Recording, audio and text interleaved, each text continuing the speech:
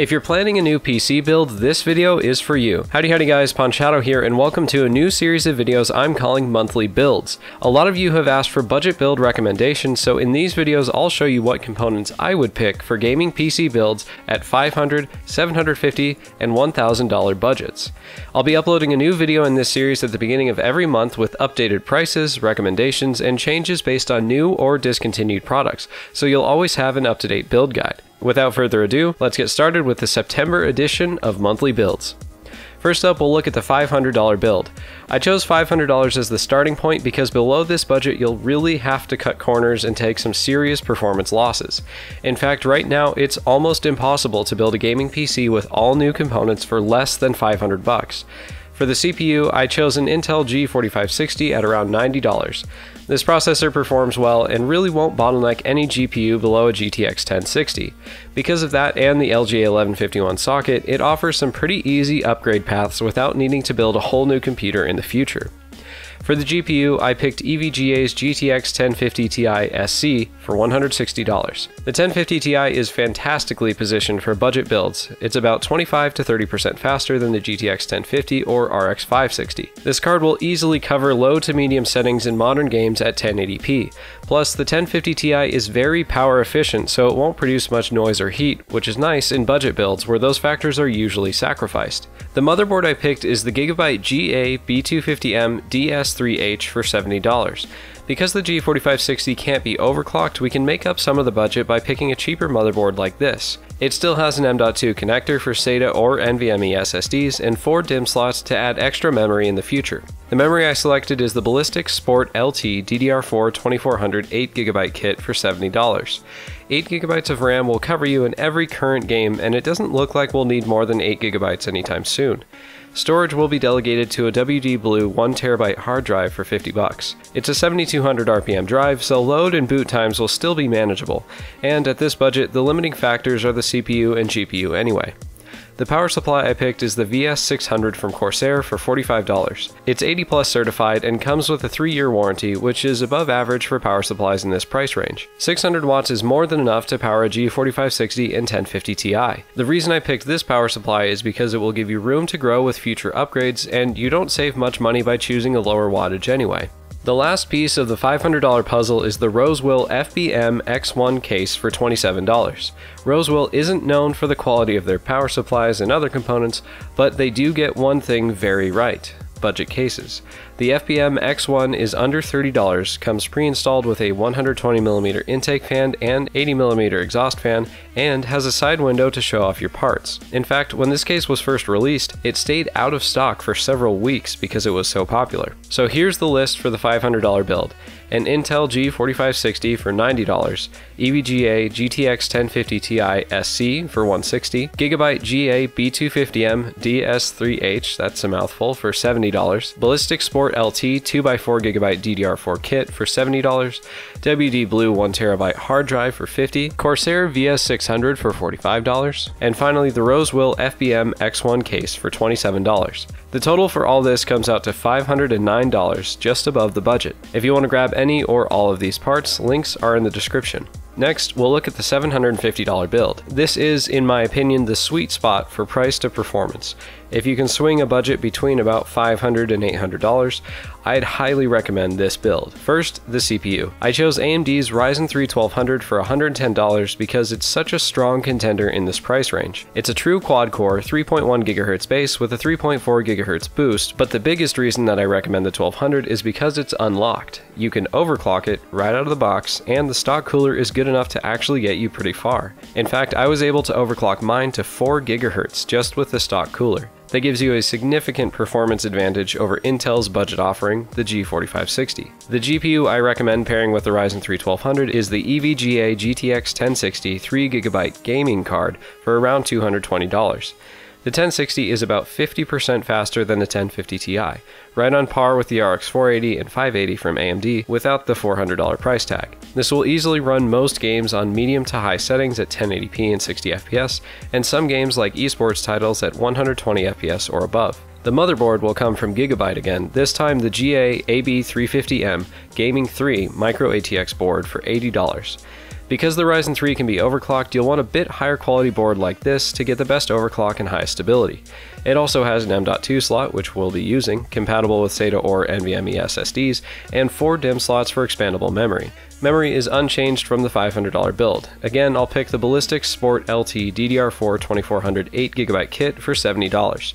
The nice thing about a Ryzen 3 build is that the memory can be overclocked as well. Most people should be able to reach DDR4 2667 or 2800 on this kit, and with mine, I was actually able to push it all the way to 2933 MHz.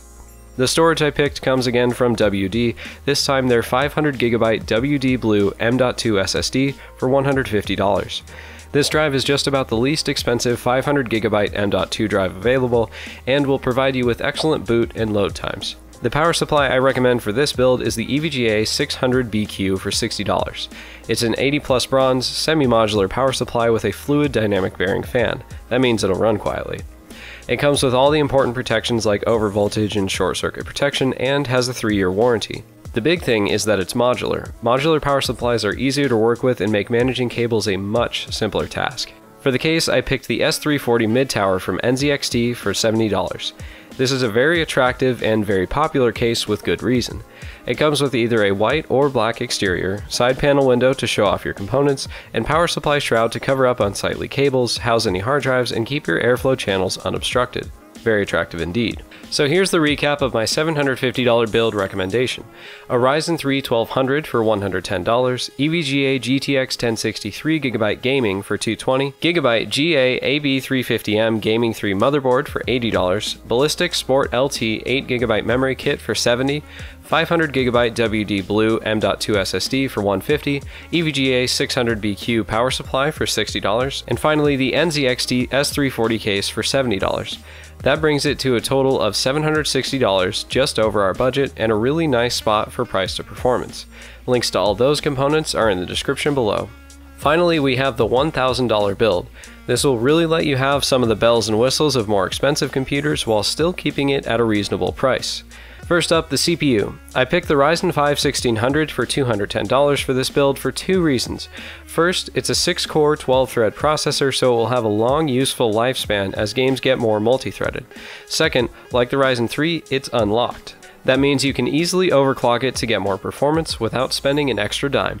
As for the GPU, I recommend the GTX 1066GB Mini from Zotac for $285. The GTX 1066GB is actually not the same GPU as the 1063GB, despite sharing the same name. It's between 5 and 20% faster than the 3GB, and in some games as much as 40% faster or better. Because 1060s have been hit by the cryptocurrency mining craze, they do go in and out of stock fairly often. If the Zotac 1060 is out of stock when you see this video, I have a link in the description to see all in-stock 1060s. The motherboard will come from ASUS this time, their Prime B350 Plus full ATX board for $100. The Prime comes with 2 PCIe by 16 slots, an M.2 slot compatible with SATA or NVMe SSDs, 4 DIMM slots, and 3 fan headers. It also has an RGB header if you want to add some flashy LEDs to your build. My memory recommendation is unchanged with the Ballistix Sport LT DDR4 2400 8GB kit for $70. The reason I didn't opt for faster rated memory is twofold. First, Ryzen systems allow you to overclock the memory so you can get better performance for free, and second, I think the extra money is better spent on other components like the GPU or case. Storage is also unchanged with the WD Blue M.2 500GB SSD for $150 making the list. It's unfortunate that there isn't an intermediary between 500GB and 1TB SSDs because the next step up from this WD Blue, a 1TB drive, would completely blow the budget at $300. The power supply I recommend is from Thermaltake, the Smart Pro RGB 750W for $80. It's fully modular, 80+ bronze rated, and has a sweet RGB ring around the 140mm fan. In addition to looking cool, the fan also drops to 0 RPM when the system is under light loads, so it's silent at idle. On top of all that, it has a huge 7-year warranty. That's high quality. I had a bit of a toss-up when it came to deciding on a case. Because at this budget you can expect to get every feature you want, it's more down to what design you prefer. The first case I considered is the Corsair Crystal Series 460X for $110. It has a tempered glass side panel and front panel, very cool and open design, and has great cable management options. I'd call this one the stylish choice. The other case I considered is Deepcool's Earlkase for $90. It has extensive support for liquid cooling, similarly great cable management options, and in my opinion, it just looks mean. Wrapping up the $1,000 build, we have the Ryzen 5 1600 for $210, GTX 1066 GB for $285, ASUS Prime B350 Plus motherboard for $100, Ballistix Sport LT 8GB memory kit for $70, WD Blue M.2 500GB SSD for $150, Thermaltake Smart Pro RGB 750W power supply for $80, and either the Corsair Crystal Series 460X for $110 or Deepcool Earlkase for $90. That comes out to $1,015 with the 460X or $995 with the Earlkase. Regardless of which case you pick, you'll have a monster of a computer that looks as good as it performs. Links to all those components are in the description below. So that's it for the first episode of Monthly Builds. If you're thinking about building a gaming PC for the first time, welcome to the community, and be sure to check out my build videos to see how it's done.